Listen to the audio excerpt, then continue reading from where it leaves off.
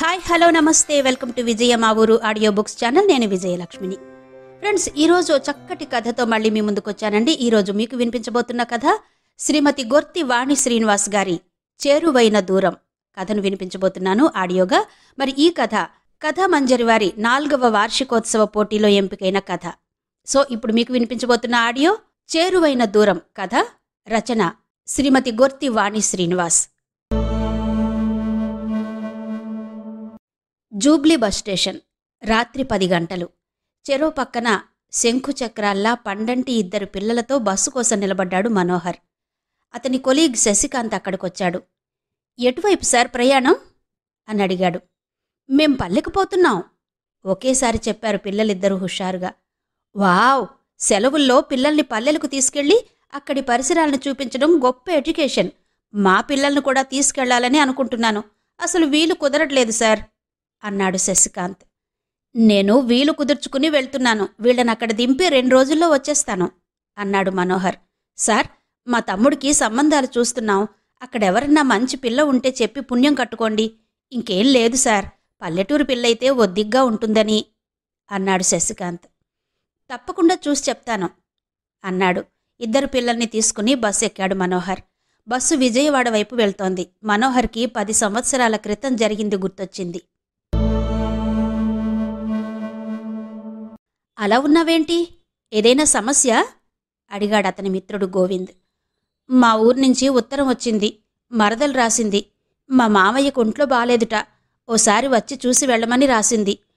దాని వెనకున్న భావం నా జీవితాన్ని నిర్ణయించేదనిపిస్తోంది. మనోహర్ ఉత్తరాన్ని మడతపెట్టి జేబులో పెట్టుకుంటూ అన్నాడు. మీ దేవూరు అడిగాడు గోవింద్. మాది కృష్ణా జిల్లా కైకలూరు మండలం, సింగాపురం గ్రామం. ఓ, చాలా చిన్న పల్లెటూరు అనుకుంటా. అవును, కేవలం 25 లోపు ఇళ్లుంటాయి. జనాభా మాత్రం 80 లోపే ఉన్నారు. అతి చిన్న గ్రామం నుంచి వచ్చిన నువ్వు సాఫ్ట్వేర్ కంపెనీలో ఇంత మంచి పొజిషన్లోకి వచ్చావంటే చాలా గొప్ప విషయం. ఆ ఉత్తరం రాసి రమ్మన్న మీ మరదలంటే నీకిష్టం లేదా అడిగాడు గోవింద్. కాసేపు మౌనంగా ఉండి తిరిగి చెప్పాడు మనోహర్. ఆకాశం నుంచి జారే నీటి బొట్టుని నాలుకపై ఉంచుకుని నర్తించే అచ్చమైన పల్లెపడుచు. ఆ గ్రామం ఆమెకు పెద్ద సినిమా తెర. బుర్రుపిట్ట, తేనెటీగలు నటీనటులు. పున్నమి రాత్రుళ్ళు విరామాలు. వానలు, వడగళ్ళు, సుందర దృశ్యాలు. చెరువులు, దొరువులు, నిత్య విహారయాత్రలు. గొడ్డు గోదా స్నేహితులు. చెప్పడం ఆపాడు మనోహర్. అయితే నీ మరదలు ఆ గ్రామం మీద మమకారంతో విడిచి నీతో సిటీకి రానంటోందా అడిగాడు Govind cool drink bottle open చేసి మనోహర్కి అందిస్తూ. తను ఇక్కడికి రావడం కాదు, నన్నే అక్కడికి రమ్మని ఉత్తరం రాసింది. అక్కడికి వెళ్లాలంటేనే ఏదోగా ఉంది. కాని మా మామయ్యకి ఒంట్లో బాలేదట. మరదలు నన్ను వచ్చి చూసిపోమ్మని ఉత్తరం రాసింది. మామయ్య అంటే నాకిష్టమే. మా నాన్న చనిపోయాక మామయ్య నన్ను ఆదుకున్నాడు. నేను చదువుకునేందుకు ఆర్థికంగా ఎంతో సహాయం చేశాడు. కాలేజీలో సీట్ ఇప్పించడానికి ఆ గ్రామ సర్పంచ్ కాళ్లా వేళ్లా పడి అతనికి పరిచయం ఉన్న ఎమ్మెల్యే సాయంతో విశాఖపట్నం గీతం కాలేజీలో ఇంజనీరింగ్లో సీట్ కొన్నాడు. నా చదువు కోసం ఒక పంట డబ్బు ఉదారంగా ధారపోశాడు. మా అమ్మ మొహం చూసి మా 2 ఎకరాల పొలం కౌలుకిచ్చి ఆ డబ్బు జాగ్రత్తగా మాకు పంపిస్తున్నాడు.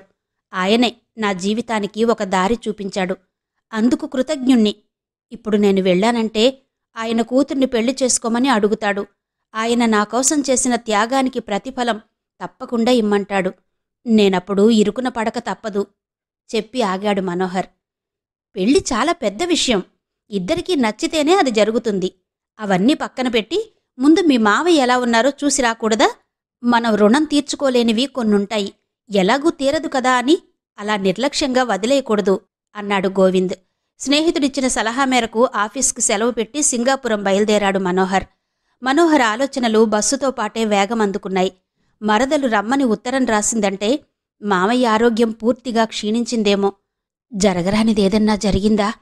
ఇంటికి వెళ్లేసరికి వాకిట్లో చాప మీద మామయ్య దేహం పడుకోబెట్టి ఉంటే మరదలు కూర్చుని ఏడుస్తోందేమో. గుండె భారమైపోగా ఒక్కసారి తల విదిలించాడు మనోహర్. అలా జరగకూడదు. బాధ్యతలు నా మీద పడకూడదు. ఆవిడ త్వరగా మాటిచ్చేస్తుందనేగా అమ్మని తనతో తీసుకురానిది. వాటర్ బాటిల్ తీసి మంచినీళ్లు తాగాడు మనోహర్. బస్సులో నుంచి బయటకు చూశాడు. గుడివాడ బస్టాండ్లో బస్సు ఆగింది. ఒక కుర్రాడు బస్ కిటికీ దగ్గరకొచ్చి, సార్, దోర జామకాయలు చాలా తియ్యగా ఉంటాయి, తీసుకోండి సార్ అని బతిమాలుతున్నాడు. పొట్టిలాగు బనీను వేసుకున్న 15 ఏళ్ల కుర్రాడు జామకాయలమ్ముతున్నాడు. చిన్నప్పుడు మామయ్యతో కలిసి ఈ బస్టాండ్కి వచ్చినప్పుడు తనకు దాదాపు ఆ అబ్బాయి వయసే ఉంటుంది. మామయ్య ఆదుకోకపోయుంటే తను ఇలాగే కష్టపడాల్సొచ్చేదేమో. ఆ ఆలోచనకే భయం వేసింది. 1/2 డజను జామకాయలు కొని డబ్బులిచ్చాడు. మామయ్య దేవుడు. ఆయన రుణం తీర్చుకోవాలంటే తనతో కూడా తీసుకెళ్లి ఇంట్లో ఉంచుకుని తండ్రిలా జాగ్రత్తగా చూసుకోవాలి. కాని ఆయన్ని తీసుకొస్తే తనకు కాబోయే భార్య ఒప్పుకుంటుందా? నీ మేనమామను నేనెందుకు చూడాలి అని అడిగితే? అందుకే మరదలి మెళ్ళో తాళి కట్టాలి తను. ఇద్దరినీ సిటీకి తీసుకొచ్చి జాగ్రత్తగా చూసుకోగలడు. మామయ్య కోసం ఆమెను పెళ్లి చేసుకోవాలా? తన మనసుకి నచ్చొద్దా? మామయ్య సిటీకి చచ్చినా రానంటాడు. తన తుది శ్వాస ఆ గ్రామంలోనే పోవాలని ఎప్పుడో ఖచ్చితంగా చెప్పేశాడు. మరి తన త్యాగానికి ఏం ప్రయోజనం ఉంటుంది? మరదల్ని పెళ్లి చేసుకోవాలని మామయ్య తనతో మాట తీసుకుంటాడా? ఆ పరిస్థితుల్లో కాదనడం కూడా కుదరదు. చేసుకుంటానని చెప్పి మామయ్య ఆత్మకి శాంతి కలిగించాలి. మనసుకి నచ్చ చెప్పుకుని ఆమెతో కాపురం సాగించాలి. తన జీవిత చిత్రం కళ్ల ముందు కదిలింది. భారంగా కళ్ళు మూసుకున్నాడు మనోహర్. మనసు స్తబ్దుగా మారింది. ఆలోచనారహితంగా, శూన్యంగా. బస్సు కైకలూరులో ఆగింది. అక్కడ్నుంచి రిక్షా ఎక్కాడు. రిక్షా 10 నిమిషాల్లో మామయ్య ఇంటి ముందాగింది. వాకిలి నుంచి ఇల్లు చాలా దూరంలో ఉంటుంది. అదురుతున్న గుండెను అదిమిపట్టి లోపలికి అడుగులేశాడు. అల్లంత దూరం నుంచి ఇంట్లో నుంచెవరో బయటకొస్తూ కనబడ్డారు. మామయ్య కొన ఊపిరితో ఉన్నాడేమో. తన రాక కోసం ప్రాణం కొట్టుకుంటోందేమో. ఆ ఆలోచనకు మనసు మెలిపెట్టినట్టయింది. గుండె గొంతుకు అడ్డం పడింది. కళ్ళు మసకబారాయి. నోరు పిడచగట్టింది. ఎదురుగా ఎవరో వచ్చి పలకరించారు. వాళ్ల మొహం నీళ్లుగా కనిపించింది. పూడుకుపోయిన గొంతుతో మావయ్యా అని పిలిచాడు. నవ్వుతూ ఎదురొచ్చింది మరదలు వరదాయని. రాబావా అంటూ చేతిలో బ్యాగ్ అందుకుంది. లోపలికి వెళ్లి మావయ్య కోసం ఆత్రంగా చూశాడు. పెరట్లో నుంచి లోపలికొస్తూ కనిపించాడు మావయ్య. ఆయన్ని చూశాక ప్రాణం లేచొచ్చినట్టై ఎలా ఉన్నావు మావయ్యా అని ఆర్తిగా పిలుస్తూ దగ్గరకెళ్ళాడు. ఏవో చిన్న చిన్న సమస్యలు వస్తూనే ఉన్నాయి. వయసు కదా. ఇంతకీ అమ్మెలా ఉంది? అమ్మని కూడా తీసుకురాకపోయావా అన్నాడు మావయ్య. బానే ఉంది మావయ్య. మా బాబాయి పిన్ని వచ్చారు, అందుకే రాలేదు. వాణ్ణి కంగారు పెడుతూ ఉత్తరాలు రాయొద్దని నీ మరదలికి చెప్పాను. వంశాల పండక్కి బావ వచ్చి తీరాలని పట్టుబట్టింది అన్నాడు తుండుతో కాళ్ళు తుడుచుకుంటూ మామయ్య. వంశాల పండక్కి ఈ ఊరి ఆడా మగపిల్లలు తప్పనిసరిగా రావాలనే నిబంధనను ఇంకా పాటిస్తున్నారా మామయ్య అన్నాడు మనోహర్. అవున్రా, బలుసులమ్మ తల్లి మిమ్మల్ని చల్లగా చూడాలని ఏటా జాతర జరిపిస్తున్నాం. మీరెక్కడున్నా గాని ఆ తల్లి అనుగ్రహం మీ మీద ఉండాలని అమ్మకి ముడుపులు మేమే సమర్పిస్తున్నాం. ఈసారి మీరే వచ్చి సమర్పించుకుంటే బాగుంటుందని అనుకున్నాం అన్నాడు. మామయ్య చల్లని మనసు ఎప్పుడూ తన క్షేమాన్ని కోరుకుంటుంది. ఆయన్నలా చూశాక మనసు శాంతిపడింది. ఆఫీస్కి సెలవు పెట్టి వచ్చినందుకు పాత స్నేహితులను కలిసి 4 రోజులు గడిపే అవకాశం దొరికిందని మనోహర్కి హుషారొచ్చింది. నా ఉత్తరం చూసి కంగారు పడ్డావా బావా అంటూ వచ్చింది మరదలు వరదాయిని. కాదా మరి అన్నాడు మామయ్య పక్కన కూర్చుంటూ. నీకు హైదరాబాదులో ఉద్యోగం వచ్చిన ఈ 2 ఏళ్ల కాలంలో ఒక్కసారి కూడా ఇక్కడికి రాలేదు. ఎన్నో అనుభూతులు మిస్ అయ్యావని, ఖచ్చితంగా రావాలని కాస్త భయపడేలా రాశాను. మొత్తానికి రప్పించగలిగాను. అలా ఊరు చూసొద్దాం పదబావా అంది మరదలు వరదాయిని. అతన్ని గ్రామంలోకి తీసుకెళ్ళింది. దారంట నడుస్తుంటే తెలిసినవాళ్లు తెలియనివాళ్లు దన్నాలు పెడుతుంటే మనోహర్ సిగ్గుపడుతూ వంగి ప్రతినమస్కారం చేస్తుంటే వరదాయిని నవ్వింది. చదువుకున్న బడి, దేవుడి గుడి, ఆడుకున్న చెరువు అన్నీ చూపిస్తూ ముందుకు నడిచింది. పొలాల్లోకి తీసుకెళ్ళింది. బోదిగట్టు మీద నడుస్తుంటే చల్లగాలికి ప్రాణం లేచొచ్చింది. చెట్లు, పక్షులు, ఆ వాతావరణం చాలా హాయిగా ఉంది. ఆటపాక పెలికాన్ ప్యారడైజ్ బర్డ్ సెంచరీకి తీసుకెళ్ళింది. అక్కడ చాలా రకాల పక్షులు, కొల్లేటి కొంగలు వలసొచ్చాయి. వాటిని చూస్తూ చాలాసేపు ఆనందంగా గడిపారు. చిన్ననాటి జ్ఞాపకాలను నెమరు వేసుకుంటూ తిరిగొస్తుంటే, బావా సీమతమ్మకాయలు తిందామా అంది వరద. చిన్నప్పుడు ఫ్రెండ్స్ అందరూ కలిసి ఎర్రటి కాయల్ని రాళ్లతో కొట్టి కింద పడేసి తీసుకుని తినేవాళ్లు. వరద కుంకికర్ర తెచ్చి కాయల్ని కోసి ఇచ్చింది. లోపల ఎర్రటి పప్పులు తిన్నారు. రుచిగా ఉన్నాయి. చెరువుగట్టున నడుస్తూ వస్తుంటే పిల్లలు ఈతలు కొడుతూ కనిపించారు. ఆడపిల్లలు పొట్ట కింద ఇత్తడి బిందె పట్టుకుని దానిమీద పడుకుని కాళ్ళు చేతులు ఆడిస్తున్నారు. తను, వరద ఇంకా చాలామంది స్నేహితులు కలిసి ఆడుకున్న చెరువు ఆదరించే అమ్మలా కనబడింది. చెరువులోకి దిగి ఈత కొట్టాలనే కోరికని ఆపుకున్నాడు. వరద వీడిఓ కార్యాలయానికి తీసుకెళ్ళింది. అక్కడున్న సిబ్బంది లేచి నిలబడి నమస్కారం చేశారు. వరద వాళ్లకి ప్రతి నమస్కారం చేసి లోపలికి నడిచింది. మనోహర్ ఆశ్చర్యంగా ఆమెను అనుసరించాడు. ఆమె వెళ్లి సీట్లో కూర్చుంది. ఆమె ముందు టేబుల్, దానిమీద వరదాయని, విలేజ్ డెవలప్మెంట్ ఆఫీసర్ అని బోర్డు ఉంది. తన ఎదురుగా సీట్లో కూర్చోమని చెప్పింది. వరదా, నువ్వు గవర్నమెంట్ ఉద్యోగం ఎప్పుడయ్యావు? నాకు తెలీదే అన్నాడు ఆశ్చర్యంగా. కొత్తగా చేసిన రిక్రూట్మెంట్లో నాకు ఈ జాబ్ వచ్చింది బావా. ఈ ఊరి బాగు కోసం ఎంతో కష్టపడి ఈ జాబ్ సంపాదించాను. ఇక ఇదే నా జీవిత సర్వస్వం. చుట్టుపక్కల గ్రామాలకు ట్రాన్స్ఫర్ అయినా మన గ్రామం బాగోగులు చూస్తూ ఉంటాను అంది మెరుస్తున్న కళ్లతో. అంటే ఈ పరిసర ప్రాంతాలు వదిలి ఎక్కడికి రావా? రాను బావా. మరి పెళ్ళైతే? నాతో పాటు ఇక్కడ ఉండే వ్యక్తినే చేసుకుంటాను చెబుతున్న వరద కళ్లలో నిశ్చయం స్పష్టంగా కనబడింది. వరద క్లారిటీ నచ్చింది. తను ఇక్కడికి చాలా భయపడుతూ వచ్చాడు. ఆమె మాటలు విన్నాక టెన్షన్ తగ్గింది. ఇద్దరూ చిన్ననాటి జ్ఞాపకాలు నెమరవేసుకున్నారు. ఆక్సిజన్ డబ్బుతో కొనుక్కుని ప్రాణాలు నిలుపుకునే చోటు నుంచి అమూల్య ప్రాణవాయువుని ఉదారంగా పంచే తల్లి చెంతకు చేరడం వరం. సమస్త దేహాన్ని, అంతరాత్మను పరిశుద్ధం చేసే ఆ చక్కని అనుభూతి అతనికి నచ్చింది. వరిచేలో పనిచేస్తూ పల్లెపడుచులు పాడుకునే పాటలకు మైమర్చిపోయాడు మనోహర్. ఊరిలో వాళ్లు పిండి వంటలు చేసి పెద్ద పెద్ద క్యారేజీల్లో పెట్టి తీసుకొచ్చిచ్చారు. సున్నుండలు, అరిసెలు, జంతికలు ప్లేట్లో పెట్టి ఇచ్చింది వరద. వీటిని సిటీలో కొనాలంటే ₹1,000 ఖర్చు పెట్టాలి. ఇక్కడి వాళ్లు అభిమానంతో పాటు వీటిని పంచిపెడతారు. నిమ్మకాయ, చింతకాయ, గోంగూర పచ్చళ్లు కూడా రుచి చూడమంటూ ఊరివాళ్లు తెచ్చిచ్చారు. తిని బాగుందని చెబితే మనసారా ఆనందించే మనుషుల మధ్య గడిపే ప్రతి క్షణం అమూల్యమైందిగా అనిపించింది అతనికి. ఆ ఊరి పంచాయతీ బోర్డు ప్రెసిడెంట్ శ్రీనివాస్. అతను ఆ ఊళ్ళోనే మనోహర్తో కలిసి చదువుకున్నాడు. గ్రామదేవత పండగకి మనోహర్ వచ్చాడని తెలిసి అతనొచ్చాడు. ఇద్దరి మాటల మధ్యలో వరదని తను పెళ్లి చేసుకుంటానని చెప్పాడు శ్రీనివాస్. ఎందుకంటే ఇద్దరూ ఒకే ఊళ్ళో ఉద్యోగం చేసుకోవచ్చని. వరదకి సరైన జోడీనా కాదా అని అతన్ని ఎన్నో ప్రశ్నలు వేశాడు మనోహర్.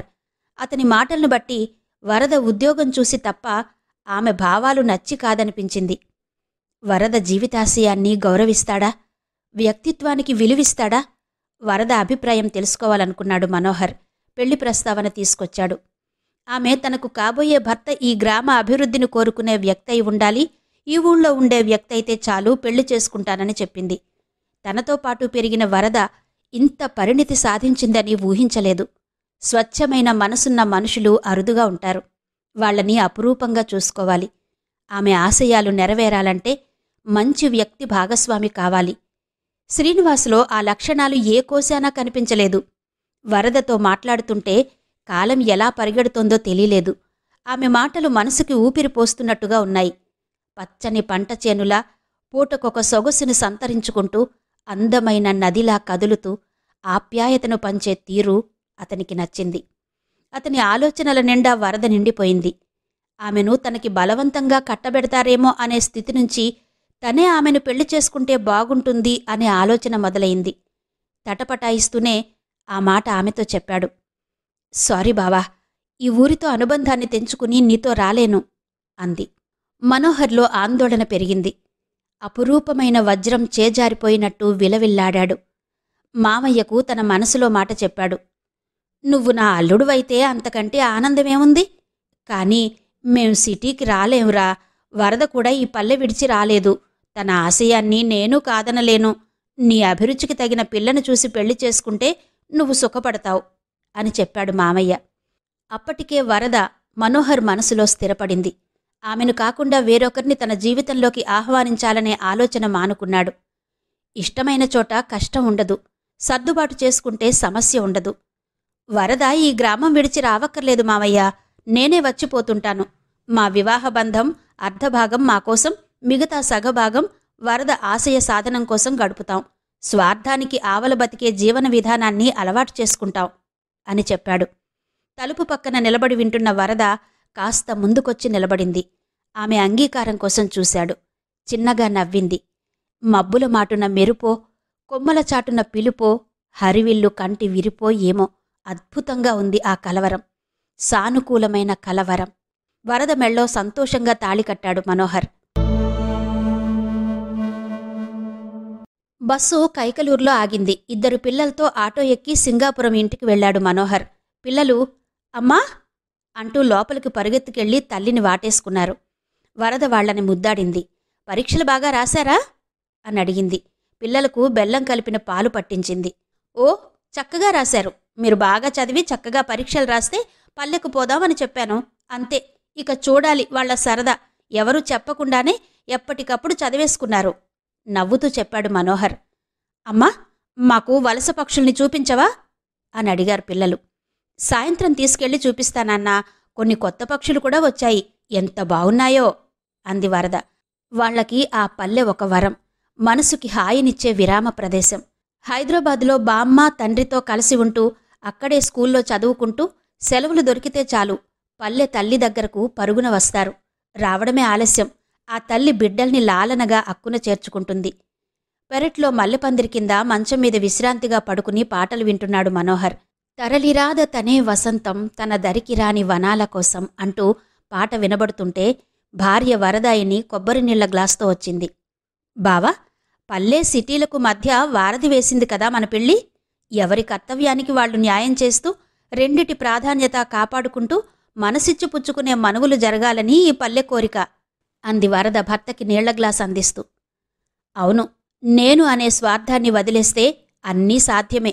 చల్లటి తటాకాన్ని వెతుక్కుంటూ వలస పక్షులు వాటికవే తరలివస్తాయి కదా వరద. మచ్చిక చేసి రప్పించే నేర్పు ఉండాలిగాని అన్నాడు మనోహరంగా నవ్వుతూ మనోహర్.